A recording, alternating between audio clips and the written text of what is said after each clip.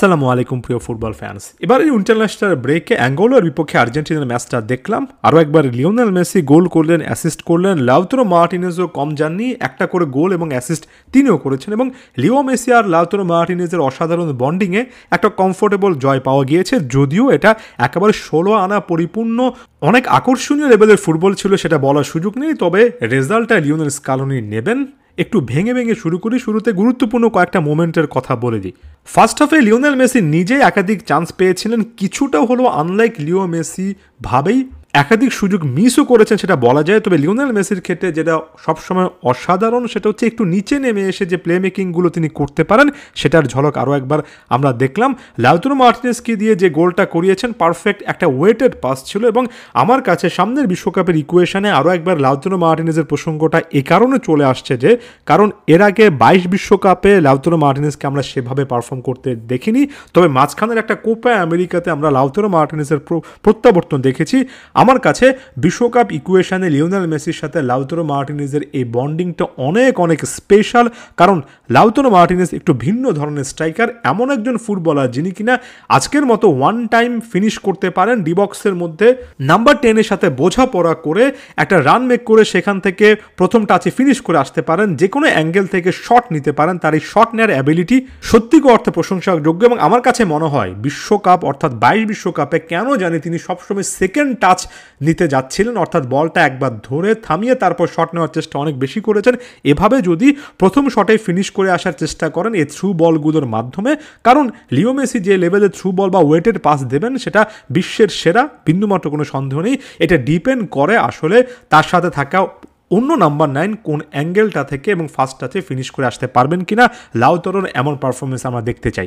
তবে লাউতারো সম্পর্কে আরেকটু বেশি করে বলার কারণ এটাই, লিওনেল মেসিকে দিয়ে পরবর্তীতে যে গোলটাতে অ্যাসিস্ট তিনি করেছেন বা করিয়েছেন সেই গোলটার ক্ষেত্রে লাউতারো মার্টিনেজ নিজে কিন্তু আসলে প্লে মেকিং ওই জোনটাতে ছিলেন। অবশ্যই আক্রমণটায় লিওনেল মেসি কিন্তু ক্রিয়েট করেছেন, রীতিমতো ড্রিবল করে ডিবক্সের মধ্যে ঢুকেছেন। তবে পরবর্তীতে ফিরতি পাসটা তিনি লাউতারোর কাছ থেকে পেয়েছেন। এই যে এমন একজন স্ট্রাইকার লিওনেল মেসির পাশে আছেন যিনি কিনা ডিবক্স রানগুলো ধরতে পারেন, আবার তিনি একটু নিচে নেমে এসে ডিবক্সে লিওনেল মেসিকে বলটা যোগান দিতে পারেন। এই কম্বিনেশনটা কিন্তু আসলে আর্জেন্টিনাকে অনেক বেশি করে হেল্প করতে পারে। এবং এটা এমন একটা কম্বিনেশন হতে পারে যেখানে আপনি সব মিলিয়ে 4টা ভিন্ন ভিন্ন সেট আপ পাবেন, যেখানে একটাতে লিওনেল মেসি প্লে মেকার, একটাতে লাউতারো মার্টিনেজ ডিবক্সে, একটাতে একেবারে উল্টোটা অর্থাৎ মেসি ডিবক্সে লাউতারো মার্টিনেজ বাইরে, একটাতে দুজনই ডিবক্সের মধ্যে অথবা দুজনই ডিবক্সের বাইরে। প্রত্যেক জায়গা থেকে তারা ইম্প্যাক্টফুল হবেন। লাউতারো মার্টিনেজের কাছ থেকে আমি বিশ্বকাপের সামনে অনেক ভালো কিছু আশা করছি, এবার এটা করতে হবে। এরপর ম্যাচের গুরুত্বপূর্ণ মোমেন্টগুলোতে চলে আসি। দেখুন, লিওনেল স্কালোনির জন্য এটা অনেক অনেক এক্সপেরিমেন্ট করার সুযোগ, এবং এক্সপেরিমেন্ট করার সুযোগটা তিনি আসলে নিয়েছেন বেশ কয়েকটা জায়গা থেকে। এটা প্রশংসাসূচকভাবে বলতে হয়। বিশেষ করে অনেক কিছু তিনি ট্রাই করেছেন। এ ম্যাচও আমার কাছে মনে হয়েছে আর্জেন্টিনার ওভারঅল সেট আপে রাইট ব্যাক পজিশনটা একটা উইক লিঙ্ক। যতগুলো আক্রমণ বিশেষ করে সেকেন্ড হাফে অ্যাঙ্গোলা করেছে সেটা ওই রাইট ব্যাক পজিশন থেকেই এসেছে, এবং সেখানে ওয়ান ফয়তকে তিনি নামিয়ে অনেকটা উইং ব্যাক টাইপের একটা সেট আপ চেষ্টা করেছিলেন, যেখানে নিকো গঞ্জালেস অন্য সাইডে উইং ব্যাকের রোলটা প্লে করেছেন এবং ফয়ত লো চেলসোর মধ্যে সে একটা কম্বিনেশন তৈরি করার চেষ্টা করেছেন। পরবর্তীতে আরেক McAllister, Kevin McAllister, যিনি কিনা অ্যালেক্সিস ম্যাক অ্যালিস্টারের বড় ভাই, তাকে নামিয়েছেন। সো রাইট ব্যাক পজিশনে এখনও প্রবলেমটা সলভ হয়নি, তবে স্কালোনি যে অনেক কিছু চেষ্টা করছেন সেই জিনিসটাকে আমি পজিটিভলি নিচ্ছি। একই রকমের কথা সেন্ট্রাল ডিফেন্সিভ মিডফিল্ডে ম্যাক্সিমো পেররোনেকে সুযোগ দেওয়াটার ক্ষেত্রে বলবো। ওয়ান্স এগেইন এখন একটা দুটো ম্যাচের মাধ্যমে এই দুর্বলতাগুলো কাটিয়ে উঠবে আর্জেন্টিনা, এটা আমি আশা করছি না। তবে স্কালোনি যে ওই পজিশনগুলো ধরে অর্থাৎ right back, centre defensive midfield এমন পজিশনগুলোতে প্লেয়ারদেরকে সুযোগ দিচ্ছেন, এটাকে আমি খুব পজিটিভলি নিচ্ছি। আরও বেশি পজিটিভলি নিচ্ছি এই সিজনে দুর্দান্ত ফর্মে থাকা স্ট্রাইকার পানিচেলিকে সুযোগ দেওয়া, লোপেসকে তো সুযোগ দেওয়ার মধ্যে রেখেছেন। একই সঙ্গে ইয়াংস্টার পেস্তিয়ানিয়াকেও আমরা দেখলাম, বোয়েন্দিও একটা চান্স পেয়েছেন। কতটুকু কি করতে পেরেছেন সেটা এক ম্যাচে দেখে বোঝা যাবে না, তবে বেশ কয়েকটা এই এক্সপেরিমেন্টের জায়গাগুলোকে আমি আরও একবার বলছি ইতিবাচকভাবে নিতে হবে।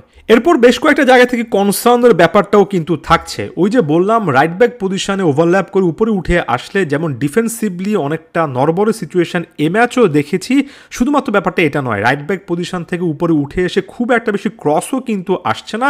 আনহেল ডিমারিয়া যাওয়ার পরে আর্জেন্টিনার রাইট উইং থেকে সেভাবে আক্রমণগুলো কখনোই দানা বাঁধে না। আর্জেন্টিনার প্রথাগত সিস্টেমে অবশ্যই সেটা অনেকটুকু সেন্ট্রাল অর্থাৎ মাঠের মাঝখান দিয়ে হবে আক্রমণগুলো, তবে আমার কাছে কাছে মনে হয় আরেকটু বেশি করে অপশন থাকা উচিত, বিশেষ করে রাইট উইংয়ের অ্যাটাকিং ট্রানজিশনেও, যেটা লেফট সাইডে এ ম্যাচে নিকোলাস তাগলিয়াফিকো ভালো পারফরমেন্সের মাধ্যমে বা নিকো গনজালেসের সাথে কোনো রকম একটা বন্ডিংয়ের মাধ্যমে কিছু না কিছু করার চেষ্টা করেছেন, তবে রাইট সাইডে এটা মিসিং ছিল। কিছু কিছু প্লেয়ারের পারফরমেন্স দিয়ে খুব একটা বেশি কিছু বলার নেই, যেমন মাঠের মধ্যে যখন একজন লিওনেল মেসি থাকেন তখন থিয়াগো আলমাদাকে যখন আপনি অনেকটা লেফট হাফ স্পেসে খেলান খুব একটা বেশি বলের দেখা তিনি পাবেন না, কারণ ওই সিস্টেম তাতে একজন নাম্বার 10 যথেষ্ট। লিওনেল মেসি যেখানে 70টা বল টাচ করেছেন সেখানে থিয়াগো আলমাদা বলের দেখা পেয়েছেন মাত্র 30 বার। এটা বলে দেয় যে এমন সেটআপে লিওনেল মেসির পাশে খেলাটা আসলে কতটা টাফ। তবে আলমাদা সবসময় যে একটা অসাধারণ অপশন সেটা নিয়ে বিন্দুমাত্র আমার কোনো ডাউট নেই। মিডফিল্ডে ম্যাক অ্যালিস্টার, ডিপল বরাবরের মতো একটা ম্যাচ কাটিয়েছেন, খুব একটা বেশি চ্যালেঞ্জ পাননি, তাদেরকে নিয়ে খুব একটা বেশি কিছু বলার নেই। জেরোনিমো রুলি একটা সুযোগ পেয়েছেন, এই সুযোগটা তার হয়তো বা দরকারই ছিল। এই মুহূর্তে ব্যাকআপ গোলকিপারের ইকুয়েশনটা অনেক বেশি করে ক্রিস্টাল ক্লিয়ার হওয়া দরকার। আরও বেশ কয়েকজন প্লেয়ারকে নিয়ে আপনারা কথাবার্তা বলতেই পারেন, যেমন নিকো পাজ, ভ্যালেন্তিন বার্কো কিংবা মার্কো সেনেসি। আরও বাইরে রয়েছেন এমন অনেক প্লেয়ার, তাদেরকে সুযোগ দেওয়া কেন হচ্ছে না? একটা কথা বারবার করে বলবো যে দিন শেষে মাঠের মধ্যে কোনো একটা মোমেন্টে 11 জন বদলি হিসেবে নামা প্লেয়ার ধরে ওই 15-16 জনই খেলতে পারেন, তাই এটা স্কালোনির জন্য কখনোই ইজি টাস্ক হচ্ছে না। আমি ঘুরে ফিরে আরও একবার লিও মেসি প্রসঙ্গে চলে আসছি। লিওনেল মেসির মাধ্যমে আর্জেন্টিনা খেলার চেষ্টা করেছে, যতদিন ধরে লিওনেল মেসি থাকবেন সেটাই চেষ্টা করা হবে। লাউতারো মার্টিনেজের সাথে এই বন্ডিংটা যদি 22 বিশ্বকাপে যেটা মিসিং পয়েন্ট ছিল সেটা দেখা যায়, সেটা আর্জেন্টিনার জন্য সবচেয়ে বড় গেইন।